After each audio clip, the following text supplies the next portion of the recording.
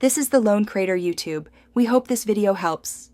Open both Excel and PowerPoint files before you begin the linking process. Keep files saved in a stable location to avoid broken links. In Excel, select the exact range or chart you want to share. Copy that selection using Ctrl+C or the ribbon commands. Switch to PowerPoint and choose the slide where the linked content will appear. Use Home Paste Special and then choose Paste Link to create a live link from Excel to PowerPoint. After you create links, open the Edit Links dialog to manage them manually.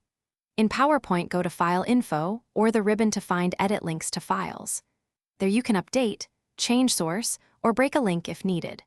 Choose Automatic Update to refresh linked data when the presentation opens.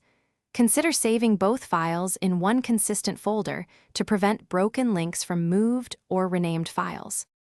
Decide between linking and embedding based on access and update needs.